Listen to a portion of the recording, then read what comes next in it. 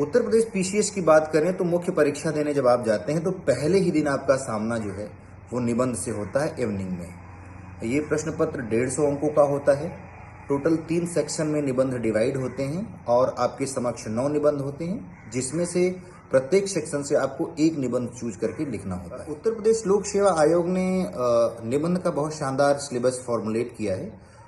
निबंधों को इन्होंने कुल 3 सेक्शंस में डिवाइड किया है। सेक्शन 1 में साहित्य और संस्कृत से, सामाजिक क्षेत्र से और राजनीतिक क्षेत्र से निबंध पूछे जाते हैं। सेक्शन बी में साइंस टेक और पर्यावरण से, इसके अलावा आर्थिक क्षेत्र से और कृषि और व्यापार से प्रश्न हमको मिलते हैं। और सेक्शन सी की बात करें तो यहाँ पर राजनीतिक घटनाक्रम से, अंतर्राष्ट्रीय घटनाक्रम से, इसके अलावा आपदाओं से जैसे सुनामी हो गया, बाढ़ हो गया, सूखा हो गया, इनके प्रबंधन से प्रश्न दिखाई देते हैं। और जो भारत के विकास के लिए मुख्य स्कीम्स हैं उसके रिगार्डिंग जो है निबंध वो पूछे जाते हैं। तो निबंध की तैयारी के लिए एक और इम्पॉर्टेंट चीज़ है, आपको सिलेबस के अलावा इस बात पर भी ध्यान देना चाहिए कि आपकी इस परीक्षा में पिछले 3-4 सालों में कौन कौन से निबंध पूछे गए हैं, किन क्षेत्रों पर एम्फेसिस होता है आयोग का। तो अगर आप देखेंगे तो एक साल में लगभग 9 निबंध पूछे जाते हैं और अगर 3 साल का आप कैलकुलेट कर लें तो कुल 27 निबंध हैं। इन 27 निबंध पर आपने प्रिपरेशन कर ली और 27 निबंधों का अभ्यास कर लिया तो परीक्षा भवन में आपको समस्याओं का सामना नहीं करना पड़ता। आप एक फ्लो के साथ बहुत सहज तरीके से शानदार निबंध लिख पाते हैं। उत्तर प्रदेश पीसीएस में 2018 में सिलेबस चेंज हुआ और जब से सिलेबस चेंज हुआ तो कंटेंट की जो है ज़्यादा समस्या दिखाई नहीं देती निबंध के प्रिपरेशन में। आपके पास 4 जीएस से इतने कंटेंट आपके पास होते हैं, या इसके अलावा आपके पास आपका ऑप्शनल पेपर भी होता है, फिर करंट अफेयर्स पर भी आपका ध्यान रहता है, तो कंटेंट की कमी तो आपके पास नहीं रहती है। एक जो बेसिक समस्या आती है कि इस पर ज़्यादा अभ्यास नहीं करते हैं स्टूडेंट्स या एस्पिरेंट्स, और वो अपने ऑप्शनल पे और जीएस पेपर पर ज़्यादा फोकस करते हैं, तो ये वाला पार्ट जो है वो अनदेखा हो जाता है। लगता है कि इसको हम लिख पाएंगे, लेकिन चूंकि फॉर्मुलेशन आप नहीं कर पाते हैं, स्ट्रक्चरिंग बेहतरीन नहीं दे पाते हैं, तो कई बार एग्जांपल ऐसे भी देखने के मिलते हैं कि आपका ऑप्शनल में बहुत शानदार अंक है, आपकी जीएस में आपके 400 प्लस अंक हैं, लेकिन निबंध में आप जो है वो 70-75 तक सिमट जाते हैं, जो फाइनली आपके सिलेक्शन में रिफ्लेक्ट होगा कि आप उस लिस्ट में कहाँ ठहरेंगे। तो निबंध को आप हल्के में न लें, प्रत्येक सप्ताह कम से कम एक निबंध जरूर लिखें और उस निबंध को रखें। उनसे आप जिनके पास एक्सपीरियंस है मेंस लिखने का, उनसे आप चेक कराते रहें और अपनी कमियों को रेखांकित करते रहें। परीक्षा भवन में जब आप जाएंगे तो 2-3-4 चीज़ें हैं जिस पर आपको ध्यान देना चाहिए। पहली बात तो आपके पास 2 पेन होना चाहिए लिखने के लिए।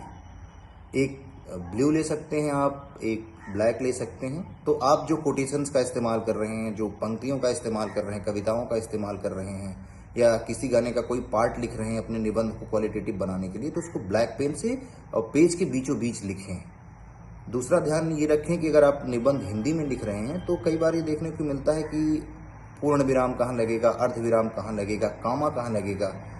ये इस चीज़ पर एस्पिरेंट्स ध्यान नहीं दे पाते हैं, जिस वजह से गुणवत्ता जाती रहती है। तो इस चीज़ को भी ध्यान देने की ज़रूरत है और साफ सुथरा लिखें, सरल और सहज भाषा में लिखें, जिसे एग्जामिनर आपकी भावनाओं को पकड़ पाए। सेंटेंस फॉर्मुलेशन में ये जरूर ध्यान रखें कि सेंटेंस इतना बड़ा ना हो जाए, इतनी जगह आप कामा ना लगा दें कि आप जो कहना चाह रहे हैं वो डिलीवर ही नहीं हो रहा है, अर्थ का अनर्थ हो जा रहा है। ये प्रॉब्लम मुझे होती थी, बाद में मैंने इसे समय के साथ सुधार लिया था।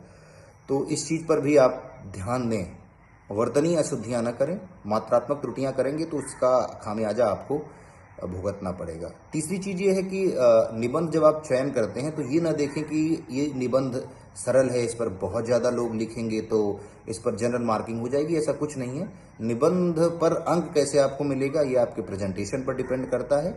तो आपका प्रेजेंटेशन अगर बहुत शानदार है तो कितने लोगों ने भी इस निबंध को लिखा है फ़र्क नहीं पड़ता, आपको बहुत बेहतरीन अंक निबंध में मिलेगा। परीक्षा भवन में निबंध सेलेक्ट करते समय आप पीछे पेज पर जाएं और उसके बारे में जितने भी डायमेंशंस आपको पता है वो लिख लें और उसका एक क्रम बना लें कि किस क्रम में इस निबंध को मुझे आगे ले जाना है।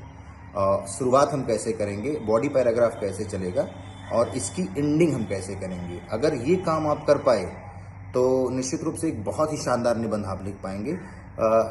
कई बार ये सवाल होता है कि निबंध में जो है वो फिगर डाला जा सकता है कि नहीं, चित्र बनाया जा सकता है कि नहीं। तो मेरा पर्सनल एक्सपीरियंस है कि मैंने 3 निबंध जो लिखे थे 2018 में, तीनों में मैंने फिगर बनाया था, मैप बनाया था और 100+ मार्क्स थे। तो निश्चित रूप से ये कहा जा सकता है, इससे निष्कर्ष निकाल सकते हैं कि अगर आप चित्र बनाते हैं तो वो आपको नेगेटिव मार्किंग नहीं कराएगा, आपका वैल्यू एडिशन ही करेगा वो। मैं 2018 में आए एक निबंध की बात कर लेता हूं जो मैंने लिखा था। एक्चुअली उसमें ये था कि सेक्शन सी में पूछा गया था कि आतंकवाद का प्रभाव, कारण एवं निदान, वो वैश्विक परिप्रेक्ष्य में पूछा गया था। तो इसकी शुरुआत मैंने की थी 2 पंक्तियों से। किसी मूवी का गाना है कि आओ जन्नत में जहन्नम का नज़ारा देखो, ये वतन चंद लोगों से हारा देखो। तो इससे मैंने शुरुआत की थी। फिर मैंने वैश्विक आतंकवाद की परिभाषा लिखी थी यूनाइटेड नेशन के अनुसार उसकी जो परिभाषा होती है। फिर इसके बाद प्रभाव पूछा था, तो बॉडी पैराग्राफ में मैंने प्रभाव दिखाया था कि इसका आर्थिक प्रभाव क्या है, राजनीतिक प्रभाव क्या है, सांस्कृतिक प्रभाव क्या है, इसका पर्यावरण पर क्या दुष्परिणाम होता है, ये कवर करते हैं। फिर इसके बाद इसने पूछा था इस निबंध में कि इसका कारण क्या है। तो कारण को मैंने ऐसे जियोग्राफिकली डिवाइड कर लिया था कि भारत में क्या कारण है, दक्षिण पूर्व एशिया में क्या कारण है, अमेरिका में, उत्तरी अमेरिका में क्या कारण है, अफ्रीका में आतंकवाद का क्या कारण है, यूरोप में आतंकवाद के क्या कारण। लास्ट में मैंने भारत में क्या क्या टेक्नोलॉजी है जो आतंकवाद को दूर करने के लिए भारत अप्लाई कर रहा है, कौन कौन सी संधियां हैं, कौन कौन से प्रोटोकॉल हैं, कौन कौन से कन्वेंशंस हैं वैश्विक लेवल पर। इसको आशावादी तरीके से समाप्त भी किया था इस निबंध को कि कौन कहता है कि आसमान में सुराख नहीं हो सकता, एक पत्थर तो तबीयत से उछालो यारो। और 2 मैंने इसमें मानचित्र भी ऐड किए थे। एक तो भारत में कैसे आतंकवाद कहाँ कहाँ है, जम्मू कश्मीर वाले बेल्ट में कैसे आतंकवाद से प्रभावित है भारत, फिर पूर्वोत्तर में उग्रवाद की समस्या है, छत्तीसगढ़, झारखंड, मध्य प्रदेश, पश्चिम बंगाल, आंध्र प्रदेश, ये कैसे नक्सलवाद से प्रभावित हैं। तो इसका मैंने मैप बनाया था। तो मुझे लगता है कि मैप बनाना जो है वो आपकी गुणवत्ता को बढ़ाता है, तो आप मैप भी उसमें ऐड कर सकते हैं। तो यथासंभव कोशिश करें कि अगर आपके पास चित्र है, मानचित्र है, मैप बनने की संभावना है, तो मैप छोटा सा किनारे जिगजैग मोशन में आप बना सकते थे। मैं क्या करता था, ये मान लीजिए ये पेज है, तो मैं क्या करता था, अगर 2 चित्र है एक ही पेज में आना है तो एक चित्र इस कोने पे बना देता था, एक चित्र इस कोने पे बना देता था, बीच से ऐसे करके लिखते चला आता था, तो देखने में भी अच्छा लगता है। तो आप ऐसा कर सकते हैं। बाकी एग्ज़ाम आपके लिए शुभ हो। Thank you so much, best of luck.